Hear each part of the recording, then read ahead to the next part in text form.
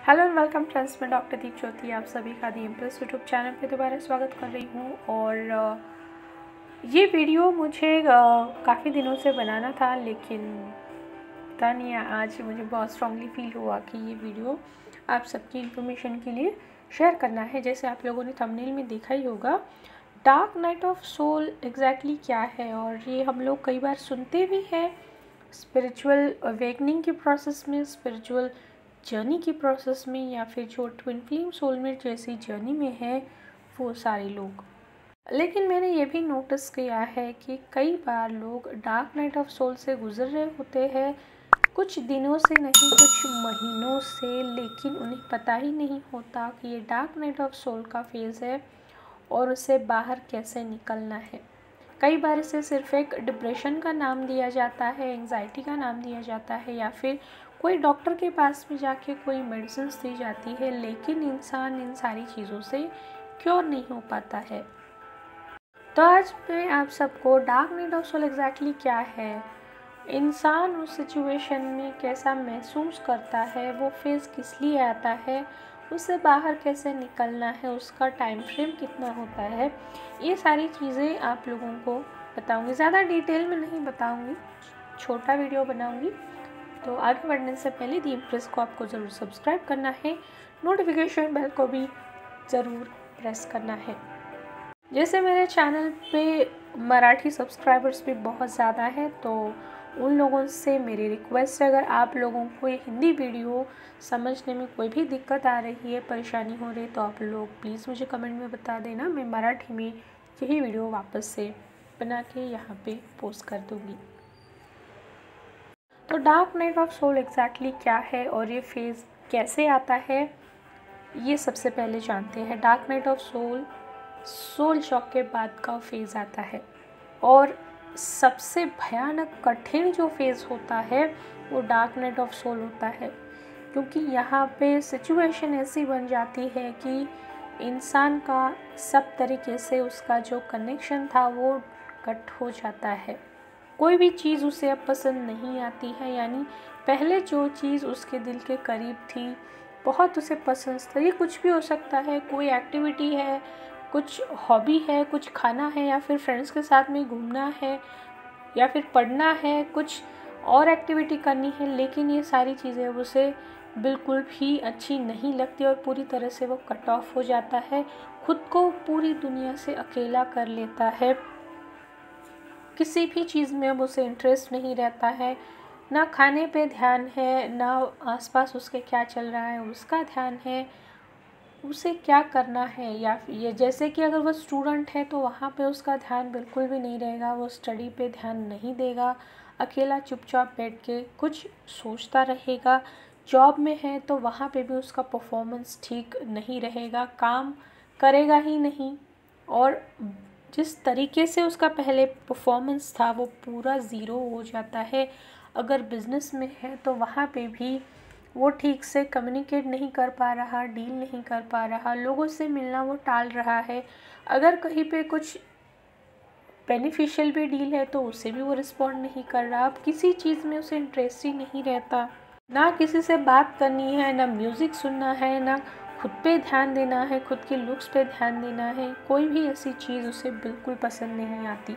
वो सिर्फ अकेले रहना चाहता है, शांत रहना चाहता है, और एक कन्फ्यूजन रहता है उसके दिमाग में कि एग्जैक्टली ये चल क्या रहा है। यानी वो खुद को बहुत बिखरा हुआ महसूस करता है, किसी भी चीज़ का उसे मीनिंग पता नहीं चल रहा होता है, उसे ऐसा लगता है कि उसकी डेथ हो गई है, यानी वो पूरी तरह से ख़त्म हो चुका है, अब उसके पास में कुछ भी बचा नहीं है और बचने की कोई उम्मीद भी नहीं है।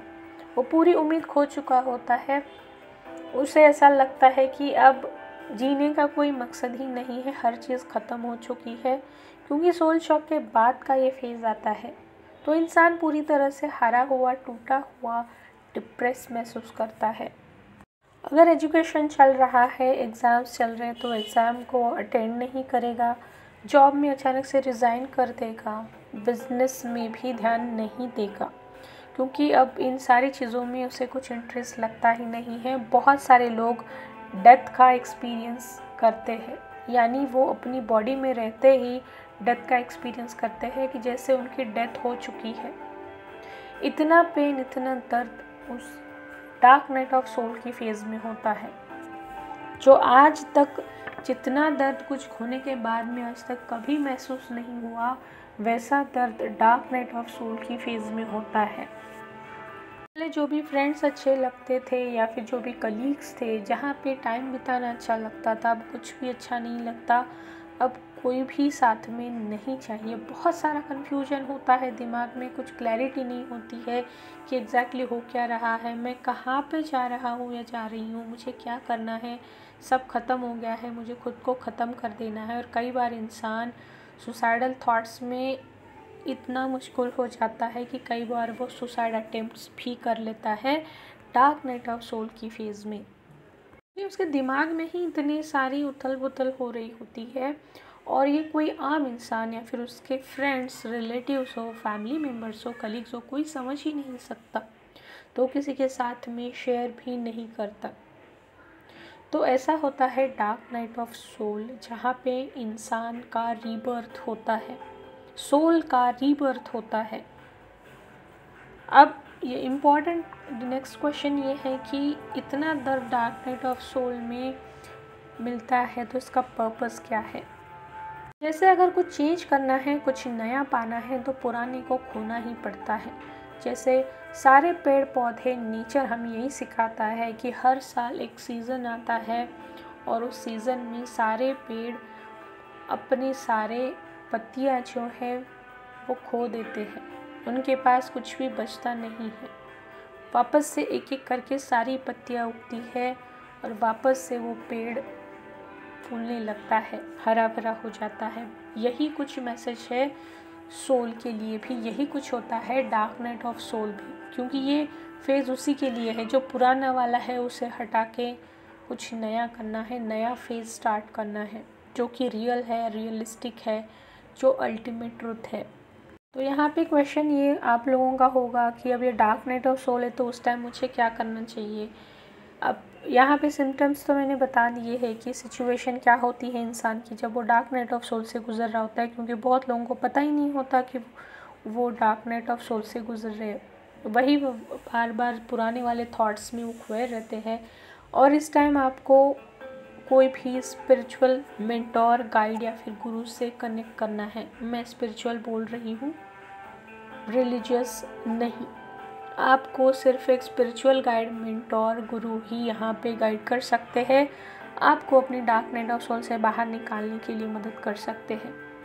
और जैसे ही डार्क नाइट ऑफ सोल ख़त्म होता है, उसके बाद में स्पिरिचुअल अवेकनिंग की प्रोसेस बहुत ज़ोरों शोर से शुरू हो जाती है, जहाँ पे आपको क्लैरिटी आ चुकी होती है कि मैं कौन हूँ, कहाँ से हूँ, मुझे यहाँ पे क्या करना है, मेरा सोल का पर्पस क्या है, मेरे क्या क्या इश्यूज़ है, मुझे क्या क्या हील करना है, कहाँ पे कितना क्या क्या काम करना है।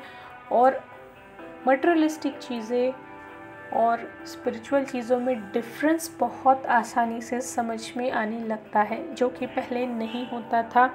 और जो चीज़ें काम की नहीं है, जिससे सोल ग्रोथ नहीं होगी, स्पिरिचुअल ग्रोथ नहीं होगी, ऐसी सारी चीज़ें छोड़ने लगते हैं। यहाँ पे वापस से मैं रिपीट कर रही हूँ कि ये फेज़ बहुत डिफ़िकल्ट होता है, तो सबको यही मेरा कहना है कि आप स्पिरिचुअल गुरु, मेंटोर, गाइड से संपर्क करें और उनसे गाइडेंस ज़रूर लें। यही एक सही तरीका होता है सिचुएशन से बाहर निकलने का। कोई और चीज़ यहाँ पे हेल्प नहीं कर सकती।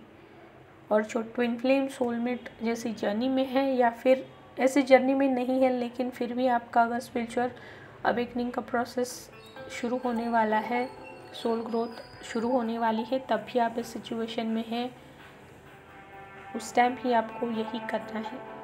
तो आप लोग बताना मुझे आप लोगों को ये वीडियो कैसा लगा है, और अगर ज़्यादा इन्फॉर्मेशन चाहिए तो आप कमेंट में बोल सकते हैं, मैं दूसरा वाला वीडियो भी बना दूँगी। स्पिरिचुअल अवेकनिंग के बारे में वीडियोज़ ऑलरेडी चैनल पे है। मैं अगर आप लोगों को चाहिए तो सोल शॉक के बारे में भी एक छोटा सा वीडियो बना दूँगी। तो जाने से पहले टीम पेज को आपको ज़रूर सब्सक्राइब करना है, नोटिफिकेशन बेल भी प्रेस करना है, वीडियो लाइक करना है और शेयर भी ज़रूर करना है। तब तक आप अपना सबका नेचर का ख्याल रखना। तम समाज ज्योतिर्गम्यम। धन्यवाद।